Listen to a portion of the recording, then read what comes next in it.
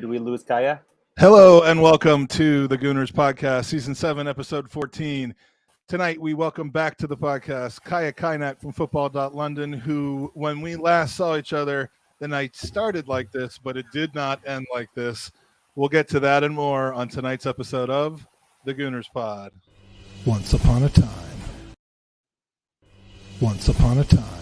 way back when there were only 9,000 Arsenal podcasts, 5 young men from various backgrounds, an Irish kid with a horrible haircut, a young Jewish nerd who hadn't discovered food yet, a child from Hemel Hempstead who didn't want to be English no more, a handsome advertising magnate with impeccable judgment, and a young Mexican AC Milan fan hatched a plan to take over the world of Arsenal podcasts.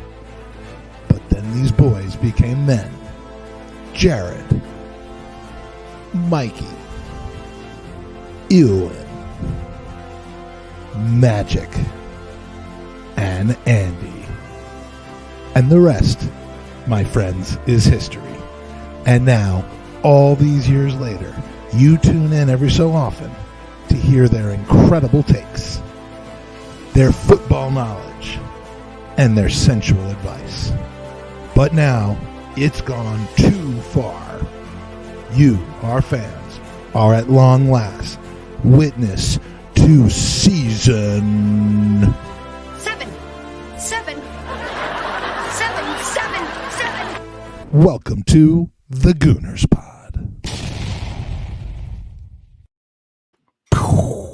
Welcome to the Gooners Pod. We are very excited. I'm all over the place tonight. I'm just going to apologize in advance because tomorrow, in less than 24 hours, I leave for Baltimore for what should be a very fun, hopefully wonderful weekend in Baltimore with Gooners, both from the U.S. and abroad. And I have so much preparation to do and haven't gotten to it yet. So tonight's going to be a little bit crazy, but because we wanted to have a nice kickoff before the tour, who better to join us than Football.London's resident Arsenal journalist and reporter and wonderful guy all around, Kaynak. Welcome back to the pod. You looked frozen. we have one frozen guest, one who doesn't realize that he's on mute. Yeah. And I think you lost him right when you hit live. I think that's when he went on slow motion. Oh boy, this could get fun. Kaya, are you with us? Blink twice. All right, Kaya, let's hit refresh on your screen and see if that helps a little bit. Either that or I'll put a video on while we try to sort this out behind the scenes. Kaya, you there?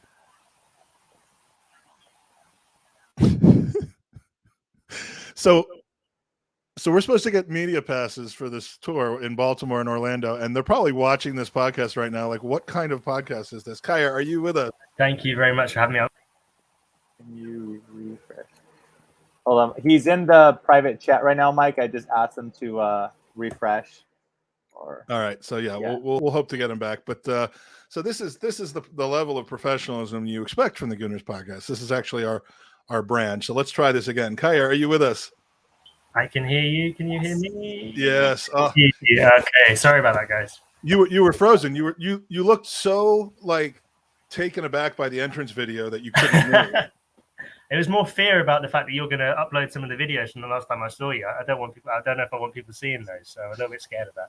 We only have one video, and it's not going to ruin your professional career. But thank you for chat room for dealing with those initial technical difficulties. Welcome back to the pod, Kaya. It's great to see you. Great to be back, and apologies for the technical issues. Hopefully those have gone away now.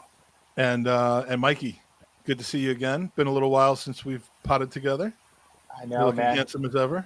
Yeah, life is crazy. Yeah, back at it. I'm glad I could finally get on one of these things. So, I know, Kaya, you didn't plan on coming on here and breaking any significant transfer news, but Dublin Gooner has made a threat. It's the first time he's actually threatened us. He says, if he doesn't have a transfer exclusive, I'll be livid. Because, journalists are just there for your to move along transfers for your benefit. We all know that. we were talking before the podcast about kind of how that goes sometimes, and I see it on Twitter all the time. Whenever you or Charles or James McNicholas, for any reputable journalists like yourselves post something, you can't even post like my back hurts or like I'm looking forward to this weekend without getting what in response. A lot of Rafinha news? Jesus news? Yeah, it's always nice to interact with people on social media, but it's not even polite. It's not like, "Hi, Kaya. I was wondering if you had any intelligence and recent updates on the Rafinha contract negotiation situation with Barcelona." It's just Rafinha. People can't be arsed to even be nice about it. Yeah, exactly. Mike, since you've asked so nicely, no, I'm afraid. That said, if we don't hear something about the butcher pretty soon, I am going to turn into a butcher, and this is the one that I need in order to push me over the edge. But now it's got to be kind of frustrating that you are not allowed the ability to communicate without providing news that 99% of the times doesn't even exist. Yeah, I said it in less polite terms when we were off air, but I'll say it politely because we're on air. But I think it's great the fact that people want to know news about Arsenal. And listen, as soon as I've got it, don't worry, I'll share it. Like I'll let you know. But I'm not holding anything back to sort of wait for someone to comment on one of my tweets about Love Island in the off chance that they might sort of break some or remind me of something that I've forgotten to report. Trust me, if I've got something to share with you guys, don't worry about that.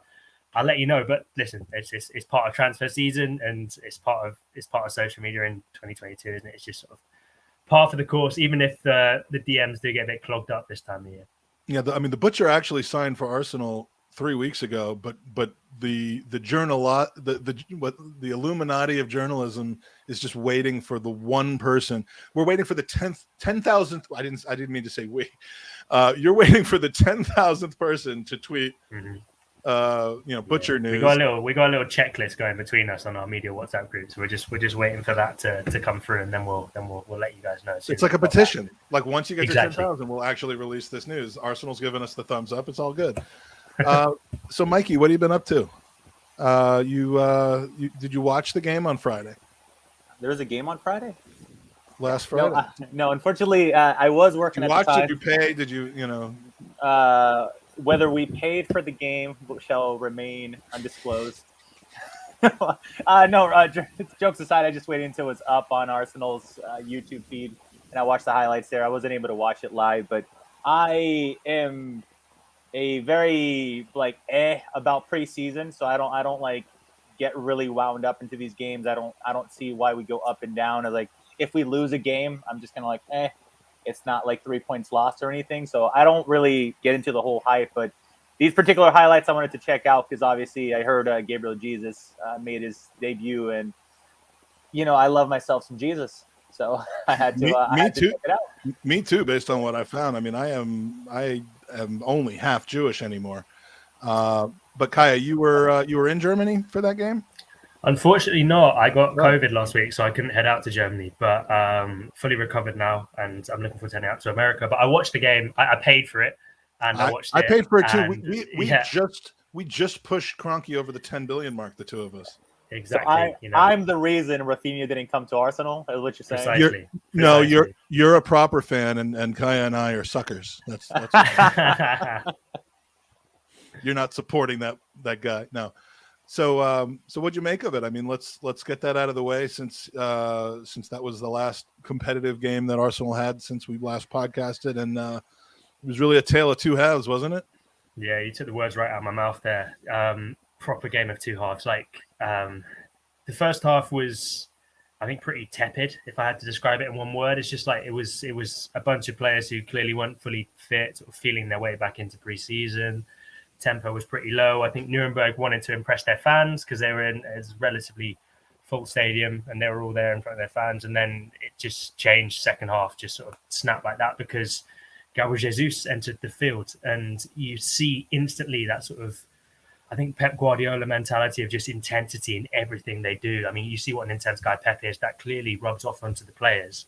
And everything Gabriel Jesus did was just 100-mile-an-hour, no holds barred. Like, it was just fully committed, and it was really refreshing because when you compare it to what Arsenal had up front last season or even the past couple of seasons, it's a massive difference. So definitely very exciting. I think it was looking like, and I think Twitter let us know at halftime that it was looking like it was not going to be great, but come the second half, I think everyone's feeling pretty excited about preseason all over again. So what do you make of this? We're full of technical issues today. Let's see if that's coming from me. No. All right. So anyway, we're just going to blow past it. The first half were shop window play. I mean, when you look at the lineup, you're like, oh, these are guys that we just haven't seen forever. And, we're clearly not making most of these guys a part of our plan going forward. So we're just putting them in the shop window. And is it possible for us to even lost value on Deadwood more than what that group of people put that together? I mean, that was just diabolical. And, I don't care. These are not players that I envision playing for us. But if anyone was looking to kind of enhance their ability to make a big move to another club, I don't see that anyone really accomplished that. Yeah. Arsenal wanted to recoup a lot of the fee they spent on Pablo Mari, which is reportedly close to 14 million. I don't think off the basis of that performance it's going to happen. There's plenty of other players who were a little bit underwhelming. I feel bad going in too hard on any of the others because I thought Nicola Pepe actually tried really hard. It just didn't come off for him. Similar to Reece Nelson, I thought they both sort of gave it their all. It just didn't work out for them. But yeah, there's plenty of question marks over a few players who you sort of remember are still at the club. Someone for me who I thought played really well was like an Ainsley Maitland-Niles, and it makes you question what's going to happen with him. There doesn't seem to have been. Nottingham Forest showed an interest at the start of the summer, but they've now gone out and signed other fullbacks. They've signed midfielders, so I don't know if they'll be still in the market for a player like a Maitland-Niles. But yeah, I think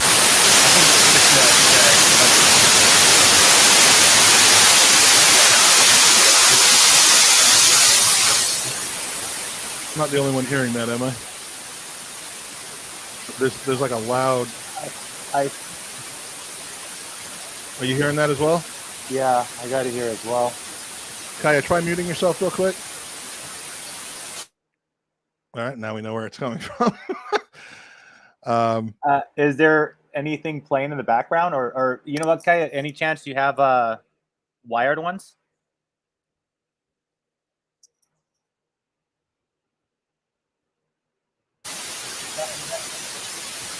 No, we're getting a lot of interference here.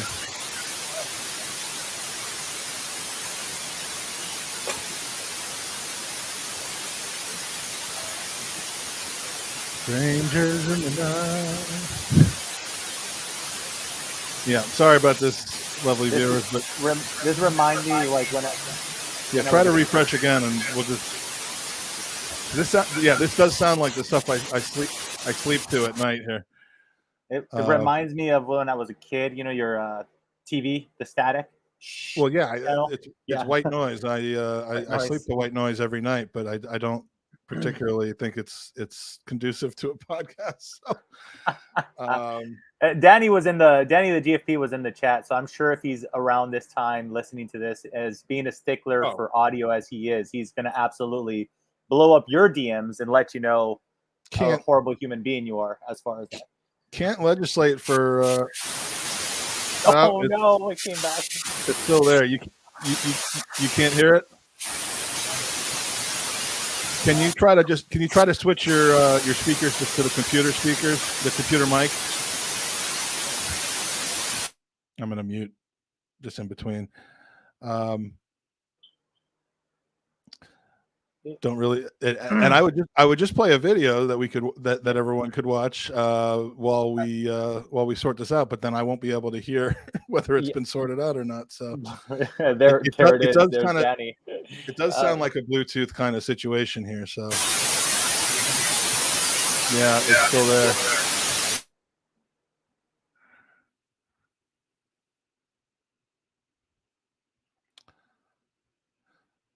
La, la, la, la, la.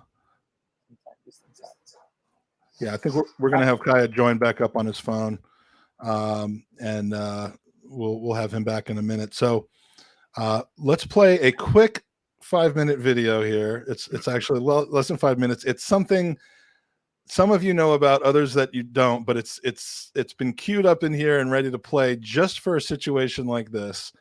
Let's see if I can find it here. This is going to be our version of the Arsblog doorbell music for the time being. Except maybe a little more entertaining, and you might see somebody that doesn't look like they do anymore. So I'm going to put this on. We'll end it early if we can resolve this, but be right back. And now, from New York City, night 6 of Who Wants to Be a Millionaire. Right now, we've got 10 new contestants ready to go. Mike Feinberg, Sterling, Virginia. Here's the question. Put the following television dogs in the order of their debut, beginning with the most recent. Okay, everybody, time's up. Let's see the answer in the correct order, starting with the most recent. Taco Bell Chihuahua, Eddie from Frasier, Scrappy Doo, and Lassie. That's the correct order. Let's see who got it right. And in the fastest time, and the winner is Mike Feinberg, Sterling, Virginia. Mike, there you go. Congratulations. Thank you. That's just terrific. Ready to play? Yes, I am. All right, we're going to come right back. Mike's going for the million. Mike Feinberg, 26 years old, lives in Sterling, Virginia, just outside of Washington, D.C. Let's play Who Wants to Be a Millionaire. Here we go. B, a box of chocolates. A box of chocolates. What a great line. You're absolutely... Final answer. Yes, it is. Oh, my God. It is now. Yes, it is now. Oh, you're going to get me in trouble. No, it was your answer, wasn't Yes, it? Yeah, was. of course. $100, I'll give it to you myself. You got it. I will have to go with C, a wall. Final answer. Yes, it is. Right again, it's a wall for $200. I will take C, play. Final answer? Yes, it is. Of course they will. They're going to play. C is the right answer for $300. B, jockey. B, jockey. Final answer? Yes, it is. You're right, it's jockey. I will go with A, Edsel. Final answer? Yes, it is. You're right, it's Edsel, of course. $1,000. So I will go with A, Ream. That's your final answer? It is. Ream is his final answer.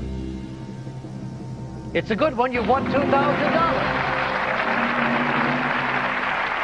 Yes, D, final answer. Canadian national flag has the maple leaf on it. You're right, for $4,000.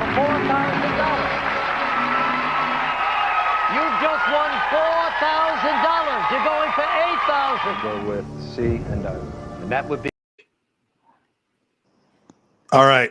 I know you all want to find out how that ends. Maybe we'll do that sometime. But Kaya is back, and that's way more important than some stupid game show. Can you hear me clearly? Is it better? Yes, it is perfect now. And, Okay, I'm so and it's sorry even about that, guys. it's a little closer up on your face too, which is like getting an extra bonus as well. So I'll sit back. sorry about the little yeah, I think they don't want to watch the podcast. They just want to watch the rest of the Who Wants to Be a Millionaire. So I'll play it at the end. I'll make that the last 5 minutes of the podcast today if anyone else wants to watch it. So you cut it off for the cliffhanger. Always leave them wanting more there, Mike. Don't do it until the next spot. The $8,000 question is when things started going a little bit awry for me, but not too bad. We'll see. So where were we? Let's get back to where we were. The second half. Do we take that much out of? I mean, Gabby Jesus' performance in the second half was a preseason performance in his first game for the Arsenal against FC Nuremberg. Let's not overstate the opponent and the quality of the opponent, but what you see out of him are things that it really doesn't matter how good the opponent is. It doesn't matter whether it's a preseason game or a regular season. It's the programming of a player, and unless he was just doing something abnormal for him in the first, because it was his debut performance, I think it's really bodes quite well when you think about the other people that we've had up top, the movement, the constant movement, the pressing. He's been called the best pressing number 9. I mean, I'm really, really excited about what he brings if that was anything close to a taste. So I mean, are there things that, despite the opponent, despite the setting, Kaya, we should be really kind of taking from that performance in a positive way? Yeah, for sure. You mentioned them all there. That the pressing is fantastic. Mikel Arteta wanted a player who could press in the front. He wanted a striker who could defend and a defender who could attack, basically, and he's kind of got them both. Obviously, Ben White was the summer signing last year, and Gabriel Jesus is the big signing this year. And I think it looks good for Arsenal, just because I'm not sure how much you sort of caught before the technical difficulties before, but I was saying intensity is the one thing that Jesus brings to this Arsenal side, and that was so clear from quite literally from minute one of his Arsenal career. He's gone in straight away, and just the way he sought to link up with Eddie Nketiah was fantastic. But listening to his interview after the game, I thought the most interesting thing was the fact that he was talking about the fact that he's not the superstar, but at the same time, he kind of clearly is, and he's someone who I think this Arsenal team already looked to as sort of a trendsetter. And when he came on, everyone else upped their intensity because they thought, right, this guy, this is the way he does it. He's won the Premier League 4 times. He's been in Champions League finals. He's won FA Cups. He's won Carabao Cups. We want to do that too. This is what we need to do. This is how we need to play. And I think we've all sort of, as observers of Arsenal, lost count of the amount of times where we've watched an Arsenal performance and it's been slow to get going and it's been a bit tepid, and they're like boxers kind of feeling each other out in the ring and not wanting to lay a punch. But these guys from Manchester City, they go in sort of very hard from minute one, and Gabriel Jesus brings that to this Arsenal side. So if he can bring that intensity to every single game, which is obviously a massive ask across a whole season where he's likely to start every match, which is something he wouldn't really have done at Manchester City, then fantastic. Arsenal have got themselves a real player on their hands. But I think that's the mindset is huge for what he brings to this Arsenal team. And I'm really excited to see how it rubs off, particularly on the younger players, because I think Eddie Nketiah looks so much better when he was on the pitch as well. And he's just an example of these young guys who I think are going to be better because they've got someone of Jesus' level, Jesus' mentality in the team. I mean, go ahead, Mike. I said what we essentially have here, in my opinion, is kind of like the merging of Lacazette and Aubameyang. They're good features, not their bad features. So we got the work ethic and everything that Lacazette provides, and then he has quality finishing. The second goal was a pretty classy finish. So it's just a beautiful thing to see this monumental number 9. I think we're underestimating sometimes maybe that he came from Manchester City, and I know some people want to be like on the negative side and said it's a player that couldn't hack it there, but I mean they're replacing it with the 100 million Haaland, of course. But he's a beautiful blend. He intensity and the leadership that he provides in the front, I think is going to be well received from Saka and Martinelli, presumably Martinelli on the left, having dethroned Smith Rowe. But if you guys think about it, now we got at goal, we got Ramsdale, who is just a mouthpiece, massive intense. Our 2 center backs are just absolute nut jobs. In the middle of the midfield, you got a leader like Granit Xhaka, and you got Odegaard just running the absolute show, being the messenger for Arteta. And now, like the crown jewel, just one more level intensity in that final line. It speaks volumes of how the team might potentially just press relentlessly. So we saw it this past season a few times where we tried to implement the press, and we dominated Manchester City for 70, 80 minutes until crap hit the fan and Xhaka got the red, et cetera. But it just goes to show that as the players are accumulating and they're learning the style of play, this pressing and every intensity, I feel like we're going to see it a little bit more throughout this season. I know last season it was kind of hit or miss. I mean, we all remember the horrible Newcastle game where it's like we just didn't show up. And I think with these type of players, with these type of mentalities and intensity, we're going to see that far less. So here's hoping. Well, I mean, we know that the game that Arteta wants to play isn't the game that we always played last season. The players would come right out and say that, whether they were taking a bullet for their coach or whether it was legitimately true. It would not be we didn't know what we were supposed to be doing. It would be we didn't execute the plan that the boss gave us to do today. And a lot of that probably has to do with intensity and the pressing and it isn't always about having the best player. It's about having the right player. And, you could say that Haaland or Vlahovic or there's only a handful of players that are immune to not potentially fitting in. And I'd say Kylian Mbappe is maybe at the top of that list with a couple others. But, Jesus is a stock that we're buying at a reasonable price that's getting ready to explode, just like Alexis Sanchez was when we got him from Baltimore, from Barcelona. You can see where my head is right now. And you don't always win in the stock market by buying expensive stocks, because sometimes they just don't get higher than they already are. And sometimes they get a lot lower, as we've seen with the Lukakus and the Pogbas and all those big money signings in the Premier League. Jesus is the perfect guy at the perfect price in the perfect situation with the perfect team and the perfect coach for him right now. And he's just got to stay healthy. And he needs reinforcements, and he can't do it all himself, which is kind of the problem that ended up happening with Alexis Sanchez, is whether true or whether in his own mind, and whether Humber was whispering this in his ears, which I think he was, he thought he was carrying the team on his own. And that led to the problems that we had.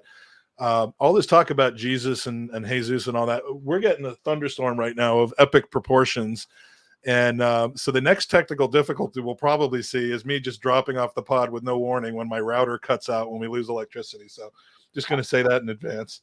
I have a 4-year-old knocking on the door next to me, so who knows? It's going to be my 4-year-old. This is a lot of tornadoes are surrounding us in various forms. But and it wasn't just Gabby Jesus that performed well in the second half. I mean, I think we saw a lot out of Eddie Nketiah and how he might fit in. We saw Nketiah and Jesus playing at the same time. What did you make of that, Kaya? Oh, here we go. You there? All right. So in the second half, we saw Nketiah and Gabby Jesus playing together. As opposed exciting, to really exciting. I think when Jesus came in, yeah. Can you hear me? Yeah, we're on a delay. But oh no, I think you're back on track, Kaya. Maybe not. Yeah, there's a good 5 to 10 seconds delay. I'm coming through okay now, yeah? Yes, but on a delay. Okay, sorry about that. Yeah, really exciting. I think when Jesus came in, a lot of okay, good. I think when Jesus came in, a lot of us thought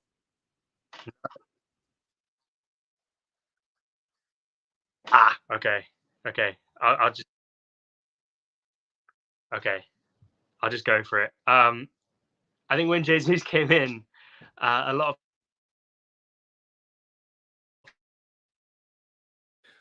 people. Right, what we've learned is that Jesus came in. Kaya, unfortunately, he was going to be the main man with Eddie as the backup. Obviously, because Eddie's contract situation meant that we all thought he was going to be leaving come the end of the season, and that obviously was a massive turnaround. And I think the assumption was that Arsenal sort of play with one centre forward.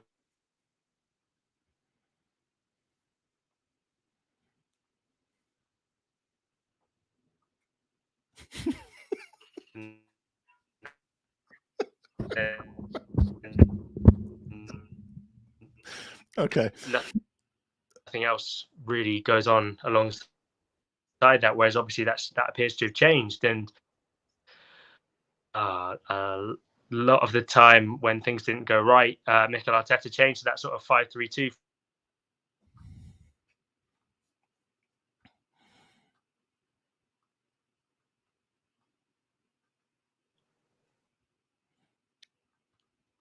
Oh, we're about to have two Kayas here.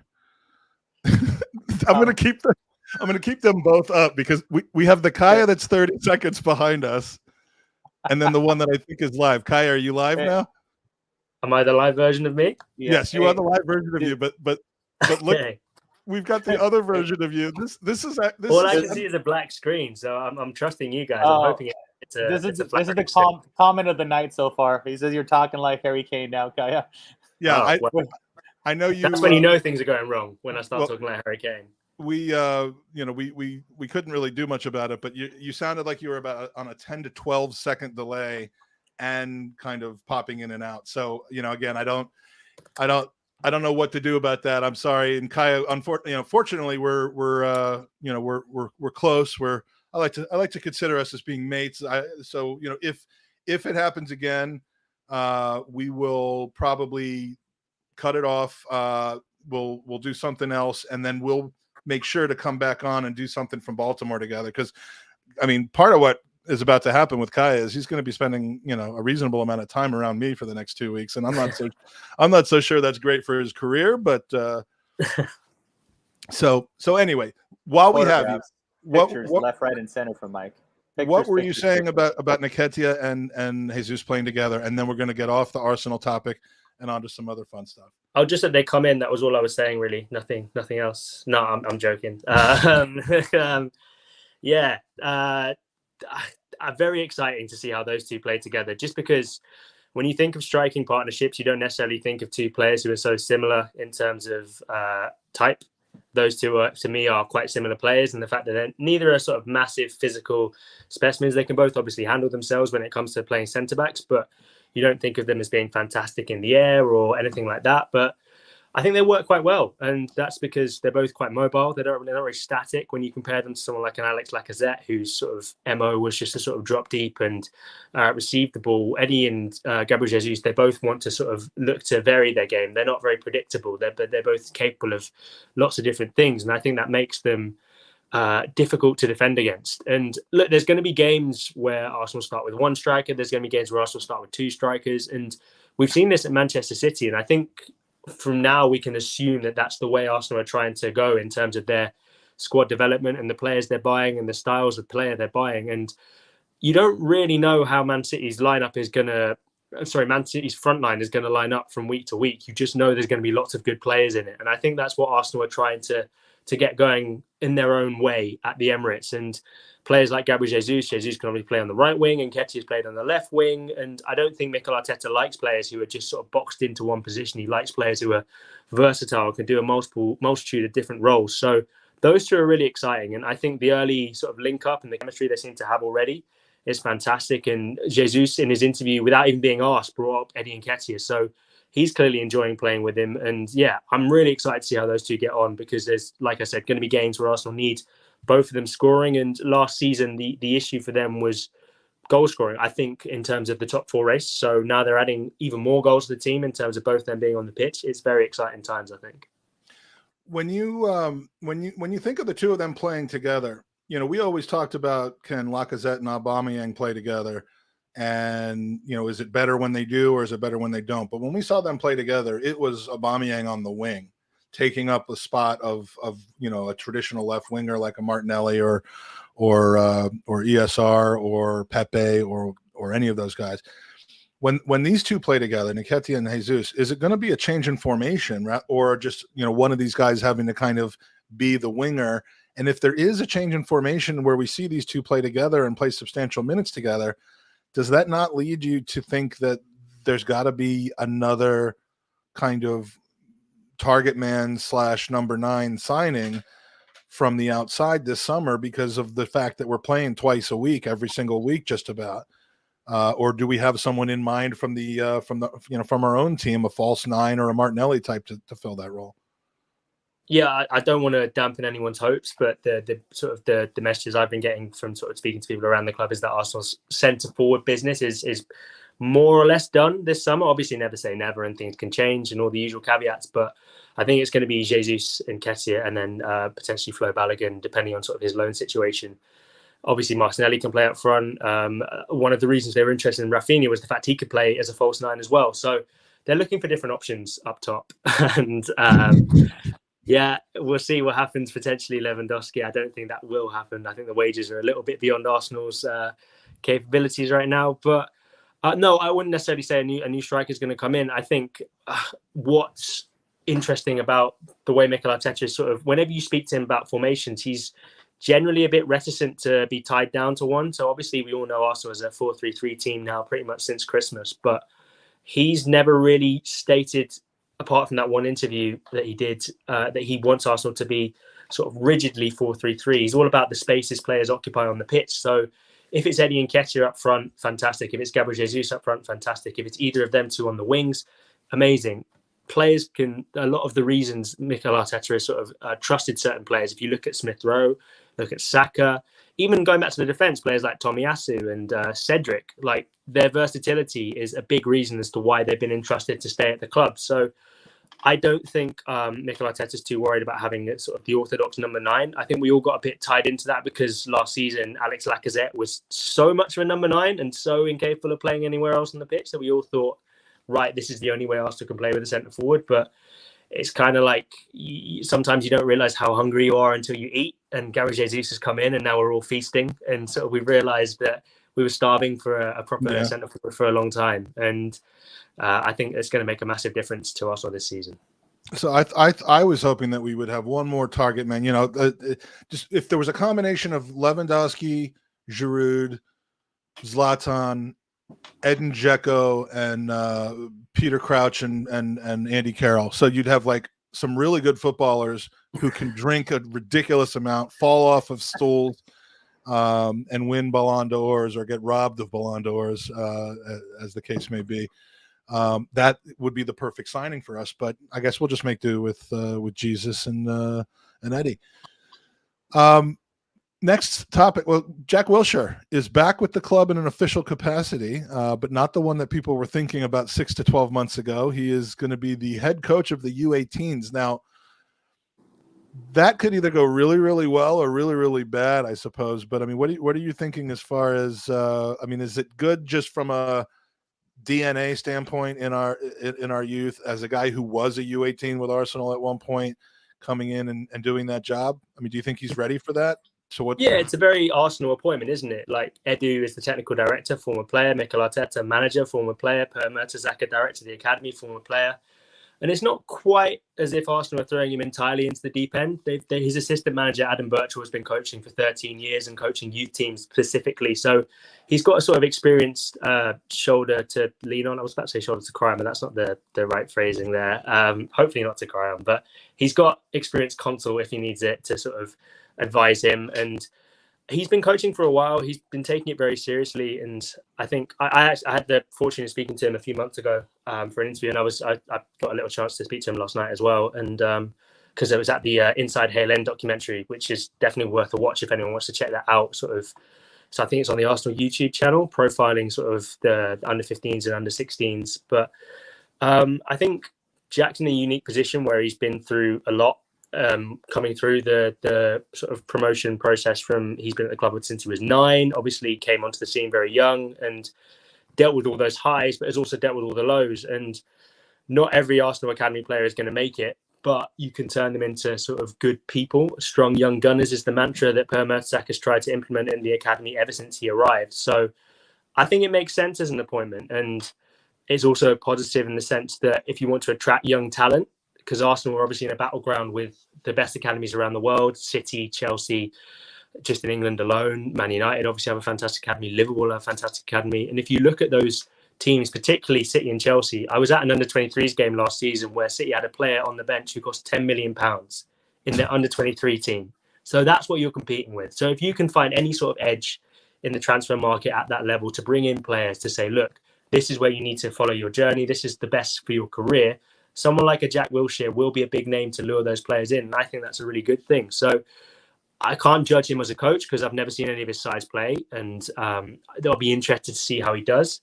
But everyone who speaks of him when he was at the club doing those coaching sort of trials with the under-17s, they speak so highly of him. And he took it very seriously. And he's immediately gone out and got his UEFA A license. So this is something he wants to do. And this is something I think he's very keen on giving his best shot at. He said he was calling Per Mertesacker 10 times a day for 4 weeks to try and get the job. So he's keen on it.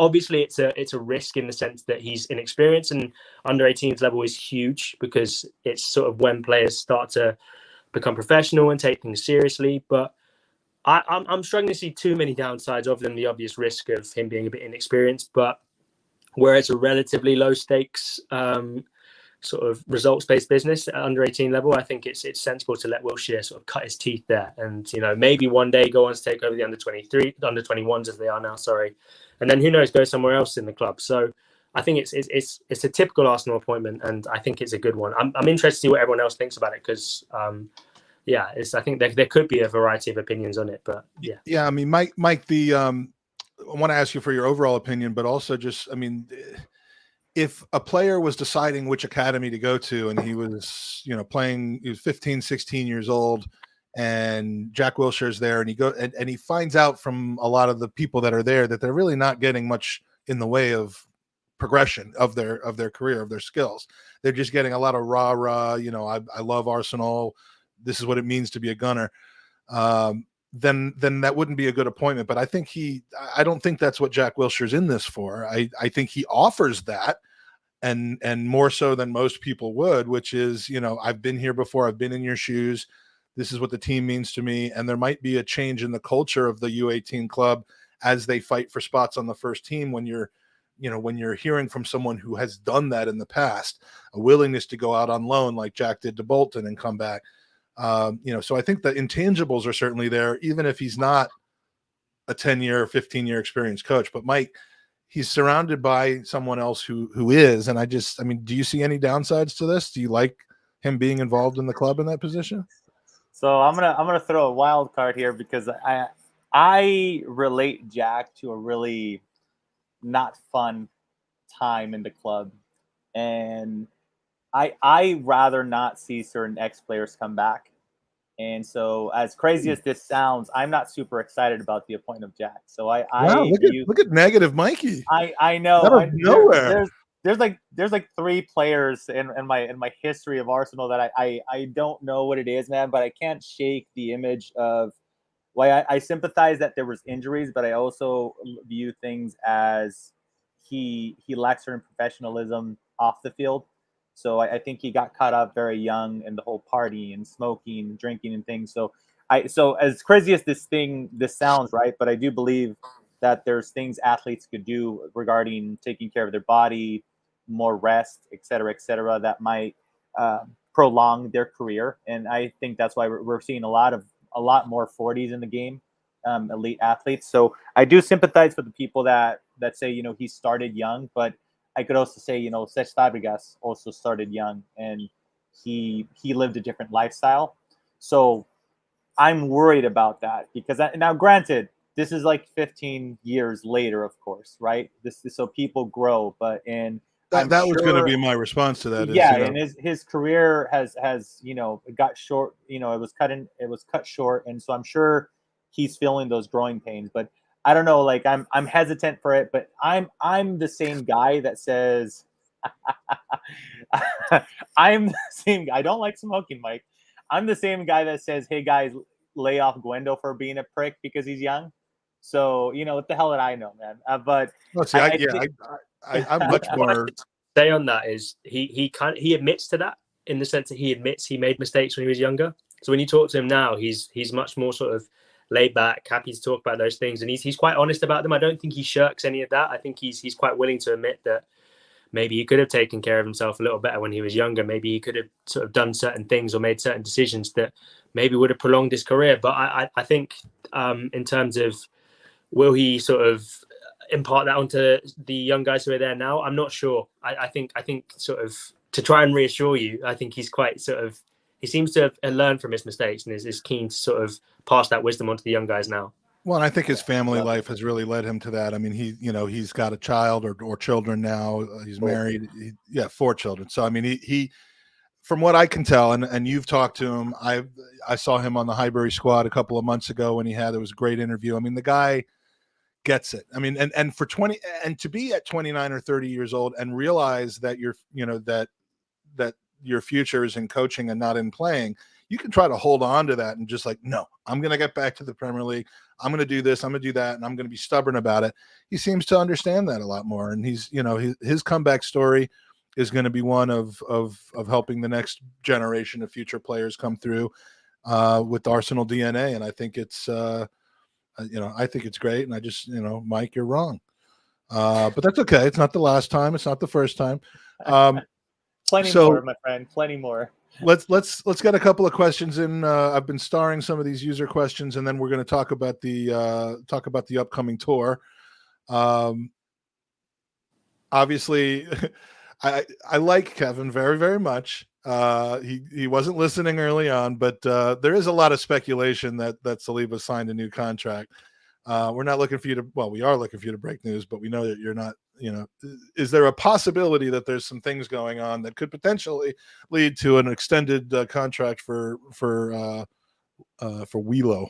World There exclusive. is a possibility. Yeah. Obviously, I think we all saw the Instagram stories from his agent, who was at the training ground on Monday. Arsenal sort of aren't really commenting on it in terms of has any extension been signed. I'd be surprised if Saliba committed to a new contract right now, in terms of he doesn't really know what his situation is at the club. Obviously, he knows he's going to be involved for the coming season, but he doesn't know how much. He doesn't know whether he'll be a first-team regular or if he'll just be sort of playing Europa League games, because as things stand, he's not first choice. It's Ben White and Gabriel, and they're quite clearly defined as the first choice centre-back pairing. So breaking into that is tough, because those two were very good last season. And, he's League One Young Player of the Year, so he's well equipped to do so. But it'll be interesting to see how he does. I think regardless of what shirt number he wears next season, there's been a lot of excitement about that, whether it's 2, whether it's 12. I think he will be involved. And I think it's his agent being at the training ground, I don't know if that means anything in terms of maybe his agent was just there to sort of see him through coming back, because it had been 18 months, or if he was there to support him, or if they were there to talk sort of contract. Like I say, that we've not had any sort of briefing or steers on that front, but I know that the talks are planned and that they're sort of progressing tentatively, but nothing confirmed. In direct answer to the question, has Saliba signed a new contract? Nothing's been confirmed yet. But yeah, and really the only benefit, the only reason he would sign a new contract, I understand the club wanting to extend him for sure. Yeah. I mean, preserve the value. He could be a big player for us in the future. The only reason for him to do it would be a bumper pay wage. There's no question about it, because he doesn't have guaranteed playing time. So the only reason to extend the contract, which currently is set to end not after this season, but after the following season, he's on about $40,000 a week. It wouldn't surprise me if this new contract is at 75, and they're basically saying, we're going to make you a big part of this team, whether you're starting every game or whether you're starting Europa League games, whether you end up breaking into the lineup because of your skill or because of an injury. You're not a speculative member of our club anymore. You are a core member of our club. And then if it doesn't work out, hopefully he'll have maintained some of the value appreciation that he's gotten over the last couple of years, and we sell him for less than a 1 year left on the contract type of sale. So I do think it would make sense for everybody. And if he's as talented in the Premier League as he was in Ligue 1, he should be worth 70 or 75,000 a week, I would think. I think just the calendar is going to lend for more rotation, period. Like if this was last season, I would be more inclined to believe that breaking into the partnership between Gabriel and Ben White would be more difficult. But I do kind of see certain players getting rested a little bit more. And plus you got the 5 subs coming into play. So I wouldn't be surprised at all if it was more of a casual rotation from week to week.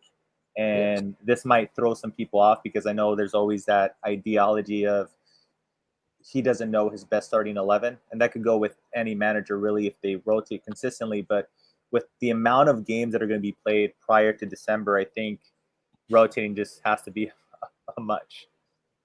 Also, he can play right back, which is something that's worth considering. Or Ben White can switch over to right back, and he could come into centre back if Tomiyasu gets injured. And the lack of appropriate cover for Tomiyasu was a big problem last season in terms of stylistically. So something worth considering in terms of more minutes he could get potentially. And with the 5 subs, I'm starting to think you're going to see some different game strategy. I mean, you often do see 75th to 80th minute substitutions coming in when you're protecting a 1-goal lead that are defensive in nature. You pull out a winger, you bring in a defender. Bringing in a guy like Saliba, or if Saliba's starting the game, bringing in a guy like Ben White to lock down the game when you're winning a close one. If you're away from home against West Ham or something and you're winning 2-1, having those 3 guys in together is not the end of the world. I mean, it's, for play like that. And I think you'll see a lot more of that, because the subs you made earlier in the game, kind of more tactically and offensively, will still leave you with 1 or 2 extra subs to be able to do it. So it's the perfect time for 5 subs as far as I'm concerned. Taking a quick step back to the academy, because I simply have to ask this question from Fergus from Guns and Yellow Ribbons. Is this a sign of major change in the academy setup? Could Per become surplus to requirements and bring in more Arsenal DNA players as influencing factors in the Hale End setup? An interesting concept. Could Per potentially be on his way out? I don't think there's any chance of that. I think everyone is so impressed with the job Per's done. When he came in, the Arsenal Academy was pretty disjointed. Obviously, there wasn't a clear playing style from the head coach down in terms of Unai Emery. We didn't really know what he was doing with the first team from week to week. So goodness knows how that would have sort of fed back down to the 23s, under 18s, and so on and so forth. Whereas now, Per's come in and he's got very clear pillars and what he wants to achieve. And whenever you talk to anyone in the academy, be it Per, be it anyone else, they mention those 4 pillars, and I don't want to recite them because I can't remember them right now, having mentioned them, which is unfortunate. But the 4 pillars is sort of what he's building the academy around, and Arsenal DNA is another thing he's building the academy around. But I don't think that it's sensualness, Judaism, not being. Oh, never mind. I was going to say something. Sorry. That's three out of 4. You remember them better than me. As soon as you started talking, I knew it wasn't going to be the right thing. It's what I knew. That's all I was sure about, Mike. Well, that's pretty much true 24/7, but on brand. So Per, no chance then in your mind of Per not being the academy. What is he? The academy manager? Is that what you call it? Academy manager, I think is his official title. But okay. No, he seems pretty committed to the Arsenal life. I think he's very happy. His family are all settled in London. I think he's really enjoying his work. And I'd be surprised unless those guys have heard something I haven't heard. But I'm 99.9% sure that Per's in it for sort of the long haul. I think Per is closer to taking over Arteta's job than he is getting fired.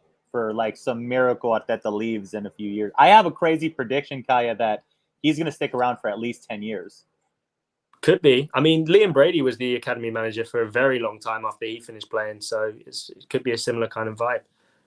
As long as he keeps, when kids come up and like pretend to shake his hand and then pull it away, as long as he keeps, like, and that was my favorite Per Mertesacker moment. That's brutal. Yeah, my least favorite Mertesacker moment was him getting out-leaped by 5'3" Alexander Mitrovic in the Champions League game against Anderlecht back in about 8 years ago, which was my first Champions League game at the Emirates. 3-0 down, 3-0 ended up at 3-3. Yeah. But my favorite was, my favorite moment for most Arsenal players has nothing to do with football. Like for Theo, it was this on a stretcher. For Mertesacker, it was this. he tried to make some kid shit in his pants. Normally it's just or it's a knee slide or something like that. It's not actually a goal that happened on the pitch. But anyway, all right. So we've covered that. The tour now. You have or have not been. The club came here in 2014, 2016, and 2019. I don't remember seeing you at any of those, but I also didn't know you yet at those. So is this your first time covering the club overseas or in the US? Well, I did Scotland last year, if you want to count that as overseas. But did you go over a sea to get there? No, listen, I crossed the River Thames, so if you want to count that. But water. It's my first time crossing an ocean to cover Arsenal, which I'm very excited about.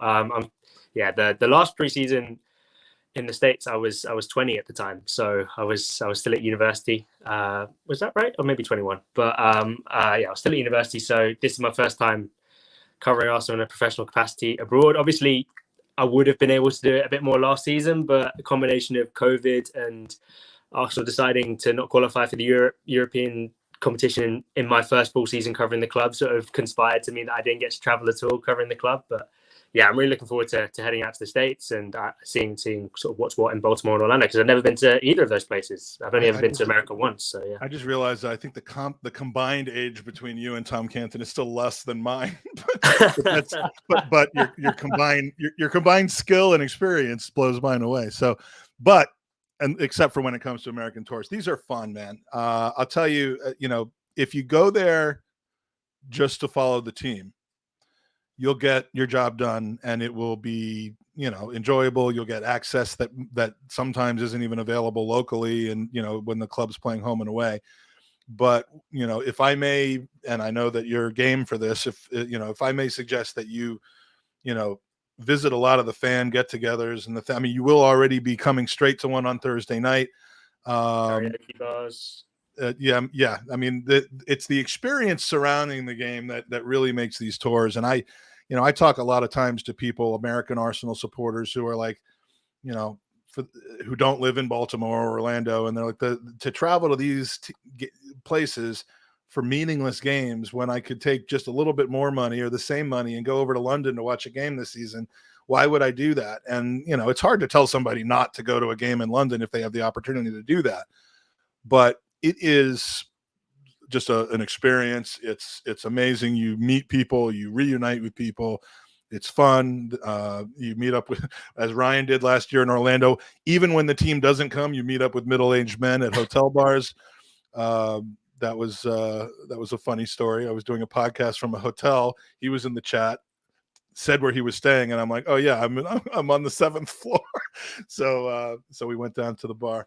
But yeah, it's just fun times, and I'm looking forward to greeting you when you get to Abbey Burger Bistro, which is the home pub for the Baltimore Supporters Club, the Charm City Gooners. That's where Thursday night there'll be some Arsenal trivia for the people that are in town early enough. We're going to do a podcast from there. It probably won't be live because depending on the Wi-Fi at the bar, it could end up being a whole hour worth of what we saw earlier in this podcast. But we'll definitely record it. We'll put it up because so far we have commitments from you, Kaya, from Mark Brindle, the team supporter liaison officer and all around great guy, from a certain James McNicholas, aka Gunnerblog, from Stu McFarlane, team photographer. And so it's going to be just kind of a Q&A, a fun time. There may be alcoholic beverages served, and yeah, it's going to be a fun time. So, and we should also be doing that in Orlando. It's tentatively set up for the following Thursday, and I meant to mention that to you, Kyle. So we'll stay in touch, because I know that if we do a live podcast or show from something, people aren't going to go there to see me or the Gooners podcast. They want to see guys like you. They want to see James. They want to get to meet, Ray Parler, who should be around. And it's just going to be an all-around fun event. As far as, and I saw some questions in the chat about, any special events going on. I know that there are some events in Baltimore that are invitation only. And I hate that in the sense that it's kind of exclusive. But it's also, there's no way around it because they're in places that can't hold more than 100 people or so. And the club has control over who's invited and that sort of thing. So there will be some stuff going on. There's an open training on Friday at UMBC in Baltimore where everybody can watch the team train. Kaya, you and I will probably be there on the pitch. If it's anything like LA, journalists had the ability to walk around the pitch, kind of observe from close up. Trust me, I took full advantage of that in 2019, waving to all my friends in the stands and just being a complete, jackass. But and then just walking back and interviewing people. But it'll be a good time. We'll get lots of good content. We will go live as often as we can. Maybe not kind of on a planned basis. So if you subscribe to our podcast but don't have the bell, the little notification bell check that lets you know when we've gone live, make sure to do that. And if you haven't subscribed to the podcast, please do.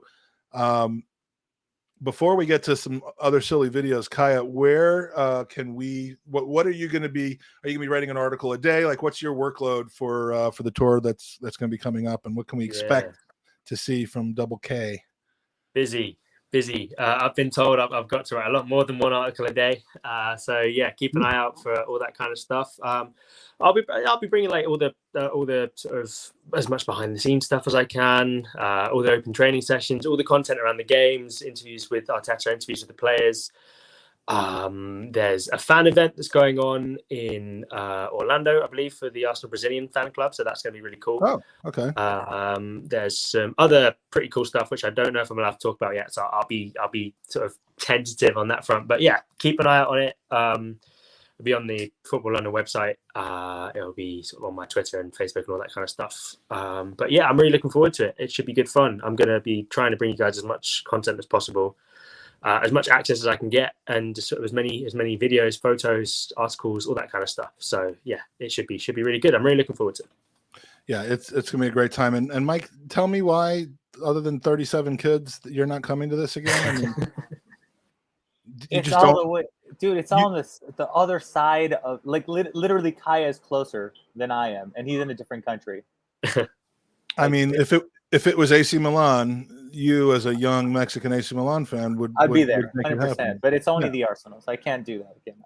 It is no, it's way too much time out of my schedule than I'm absolutely able to provide right now for sure. But I do really wish it was at least Middle America, and my good friend Chris from Chicago would love something in Middle America since they get nothing. But yeah, unfortunately, they didn't make it out to the West Coast, so it's just too far of a flight for me to commit.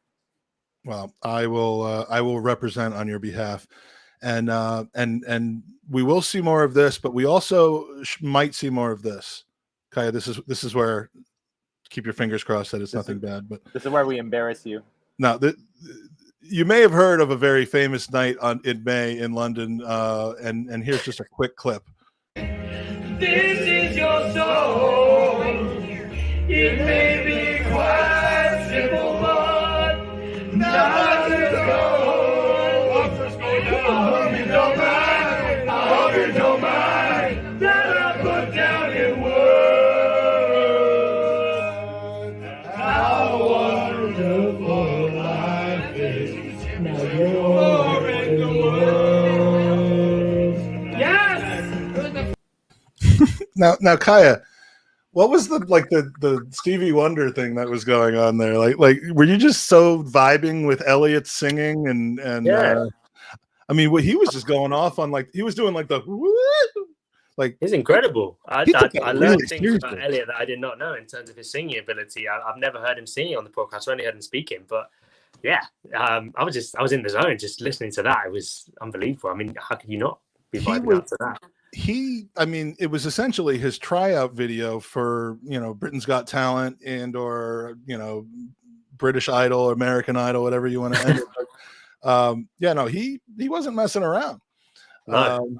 It's quite intimidating, actually, stepping up to the mic after him sort of smashing it out of the park and then trying to follow that. It was quite scary. So it was fun. What song did you? I mean, you were kind of a bit of a wallflower. You were sitting on the little chairs most of the time, and you didn't see you really get up too much. But did you have a song that you requested and sang? I don't remember, because for some reason I don't remember every minute of that. I feel like I requested Backstreet Boys, and then I sort of got usurped in terms of the microphone. So that would have been quality. I know. That's one for when we're in the States for sure. Yeah, I mean, we will have to find that somewhere. There are a couple of free nights that are planned, but don't intend to get too much sleep. It will be fun. We will have a good time, and we might even learn. We might see. The other thing I can tell you about the tour is that Eddie Nketiah will score 91 goals while on tour. He took over for Alex Oxlade-Chamberlain as Mr. July. For Arsenal, a player who just looks unstoppable. I mean, Eddie Nketiah has single-handedly defeated Bayern Munich. Been paying the phone bills. Have to do a bit of this. Exactly. I mean, he knocked in a late winner against Munich last time in LA.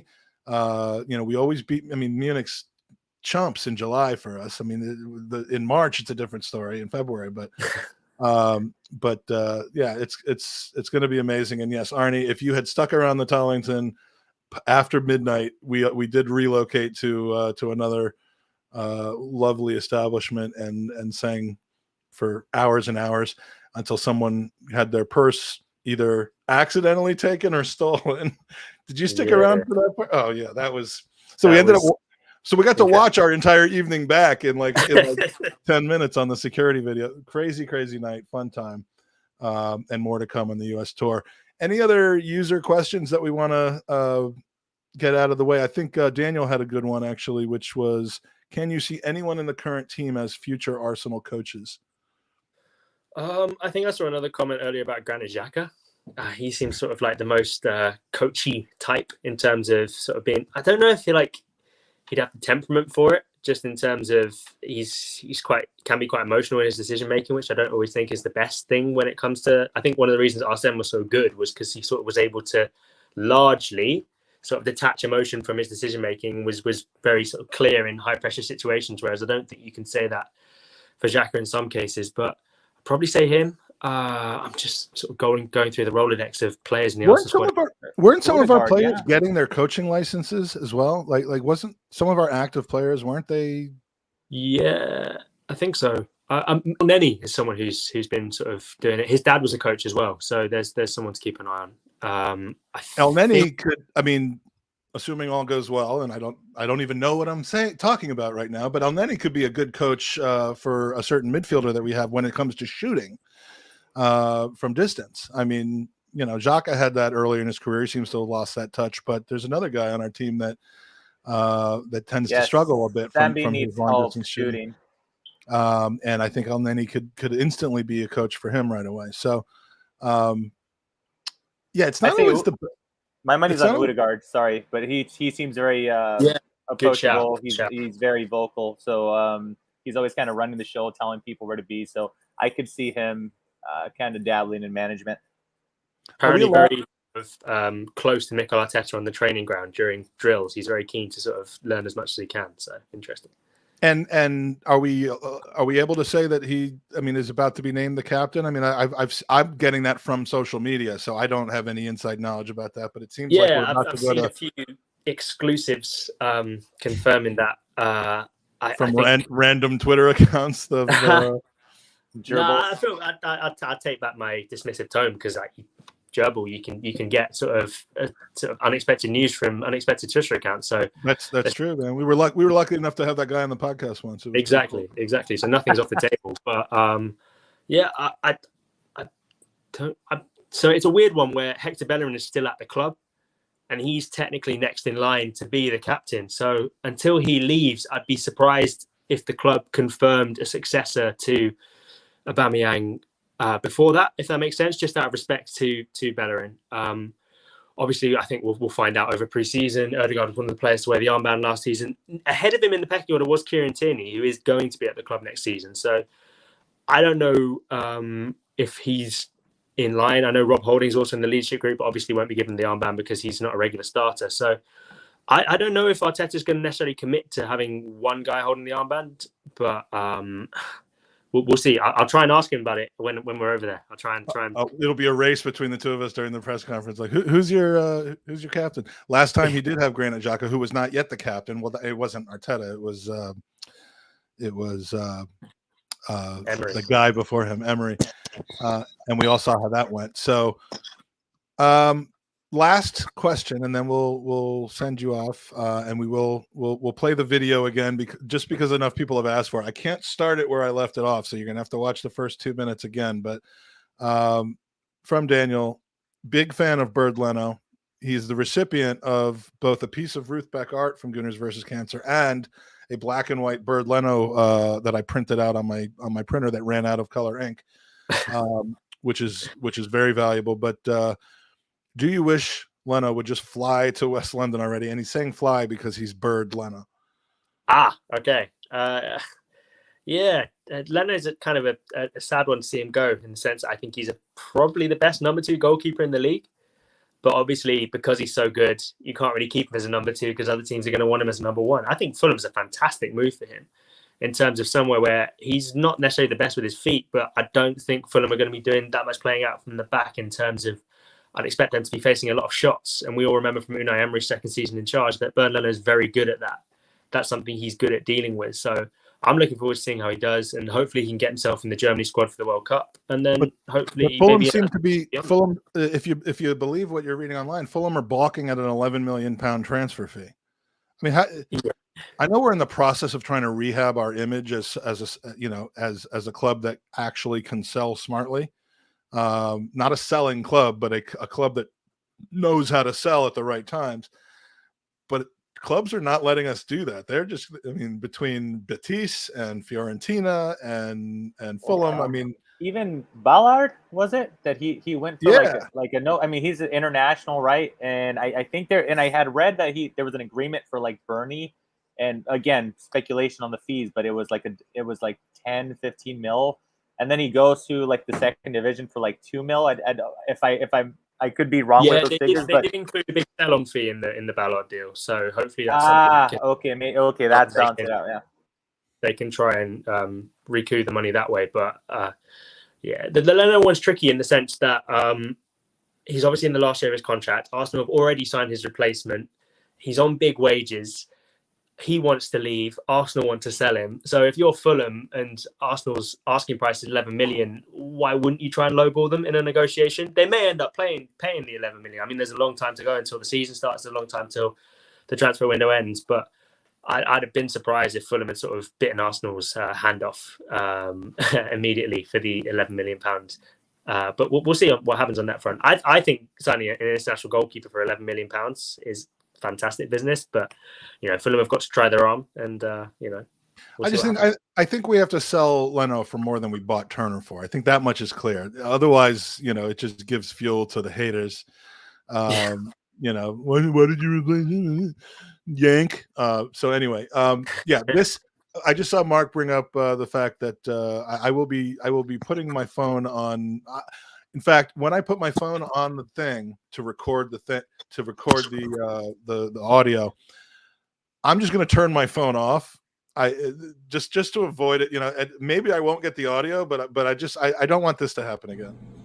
I just wonder whether I could ask you just a little bit about leadership and captaincy. Obviously, Lauren's not here at the moment. It felt as if last season you really took on a lot of responsibility as a leader within the team. Did you enjoy that? And I guess if it comes to it, would you welcome the opportunity to wear the armband either on a long-term or short-term basis? Yeah, it's not my first time. I was a captain here. I was before in Germany and the national team as well.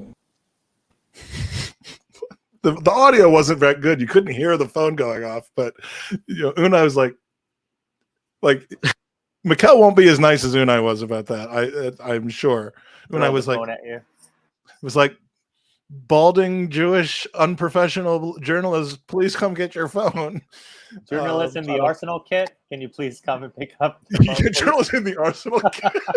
that much I knew going in, that I wasn't gonna be a full kit wanker going into the press conference. Did you turn up in your studded boots as well with shin pads and everything? Absolutely. No, I went full kit. I had the little bra that shows how much distance I've moved. And after the podcast, I ripped off my shirt and I exchanged my shirt with James Bench, and he wouldn't give me his shirt. I don't know why, but it was it was definitely a learning experience. But I'll be better prepared this time. I will not get bad, and so we will finish off. Kaya, I will see you in 48 hours. Rest up. Yeah, soon. Yeah, I got to get some sleep. Rest up. Get some sleep, because once you get there, there's no time for that kind of shit. Looking forward. Where can we find you on Twitter and any other receptacles? Yeah, Twitter is at Kaynak97. I'm also on Facebook. I think Kaynak Journalist is my name on that, and I'll be putting a lot of stuff up on Instagram. If you want to give me a follow on Instagram, where I'm just Kaynak. So I'll try and put as many stories and videos and all that kind of stuff up. So hopefully you guys can give me a follow there. That would be fantastic. And Mikey, are you potting tonight? Negative. I had this handsome, balding man in mind, but unfortunately his schedule is quite busy. Yeah, Nap. No one wants to hear from that guy anyway. Yeah, Nap is in a bad place right now. Everybody got a very busy social life, so we have not done a pod for like nearly a month at this point in time. So it's the year. Is it season 3 for you guys? it is season 3 for us, and Season 3 I will say, and this is what I admire for some podcasters that do this every single day, like Tom at the Gooner Talk and Highbury Scott, producing content every single week is just the grind is just absolutely insane. Like Kaya, you're saying that you have to write multiple articles, and just I don't know how y'all do it. I mean, I understand that it's in your circumstance it's your job, but it seems pretty wild, and it's a lot of pressure to say the very least. Yeah. You left the word out. Producing content every day is not hard. Producing good content every day is hard. It takes preparation. Good point. Yeah, yes. And that's what those that's what you guys, Kaya and your colleagues, and the podcasters that Mike just mentioned do. And it's if it's a hobby, it's not easy to put out good stuff every single day and still tick all the other boxes in your life. So, but anyway, that's why we podcast every other month. So we keep everybody guessing. So there's a lot of prepreration there. Yeah. Like I always said, it works for the Tuesday club. So, hey, it works. You guys are just the Tuesday club of Arsenal podcasting. That's all it is. Well, thanks for joining us. Please subscribe, thumbs up. But definitely subscribe and notifications for these next 2 weeks, because there's going to be some unique content coming out, both on Kaya's channel, on our channel, and for everyone else that's going. We will finish off with the video that you've all been clamoring for.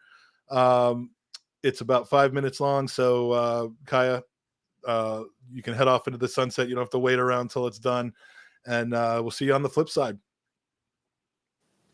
So take care. Thanks for joining us, and come on, you Gooners. And now, from New York City, night 6 of Who Wants to Be a Millionaire. Right now, we've got 10 new contestants ready to go. Mike Feinberg, Sterling, Virginia. Here's the question. Put the following television dogs in the order of their debut, beginning with the most recent. Okay, everybody, time's up. Let's see the answer in the correct order, starting with the most recent. Taco Bell Chihuahua, Eddie from Frasier, Scrappy Doo, and Lassie. That's the correct order. Let's see who got it right. And in the fastest time, and the winner is Mike Feinberg, Sterling, Virginia. Mike, there you go. Congratulations. Thank you. That's just terrific. Ready to play? Yes, I am. All right, we're going to come right back. Mike's going for the million.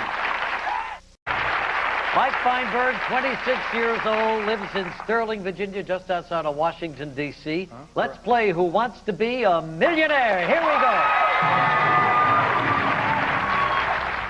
B, a box of chocolates. A box of chocolates. What a great line. You're absolutely... Final answer. Yes, it is. Oh, my God. It is now. Yes, it is now. Oh, you're going to get me in trouble.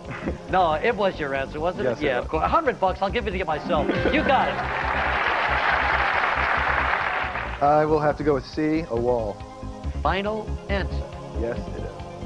Right again, it's a wall for $200. I will take C, play. Final answer? Yes, it is. Of course they will. They're going to play. C is the right answer for $300. B, jockey. B, jockey. Final answer? Yes, it is. You're right, it's jockey. I will go with A, Edsel. Final answer? Yes, it is. You're right, it's Edsel, of course. $1,000. So I will go with A, Ream. That's your final answer? It is. Ream is his final answer. It's a good one. You've won $2,000. Yes, D, final answer. Canadian national flag has the maple leaf on it. You're right, for $4,000. You've just won $4,000. You're going for $8,000. Go with C and diamond. And that would be your final answer? Yes. They're right. You're right. You've won $8,000. Way to go, Mike. Nice to have a stepfather who went to medical school. Yes, it is. For a lot of reasons. Yes. I I will select A, DNA. DNA. Final answer? Yes, it is. He was right. You're right. You won $16,000. I'm going to go for it and take the Citadel A. Final answer? That's my final answer. He says the Citadel. You just won $32,000. All right, my man. Got nothing to lose. I'm going to have to take a guess. The more I think about this, I don't think it's going to help, so...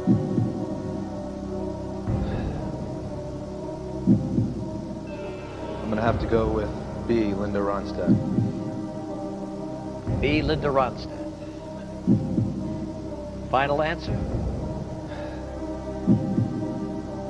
I guess so, B. He says B, Linda Ronstadt. He's right for $64,000.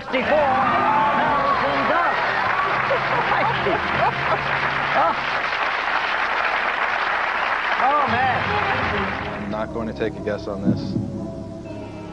With no lifelines, I'm going to leave with $32,000. Going to leave with 30? No, you're going to leave with 64,000. But if you want to leave with 32, I'll be happy to pick up the other 32. 64,000. Well, all right, Mike, I understand. Sure. You want to know what the answer is? Or you want to take another one of your famous guesses? Go ahead. Since this doesn't count for anything, I would guess A, snake. You say A, snake. Final guess? I don't want to know the answer. That's my final guess. You would have been right for $125,000, Mike. I'm sorry. I shouldn't do that, should I? It's okay. I'm fine. Here you are, pal. $64,000. How about a nice hand? Congratulations. You were terrific. Right on there.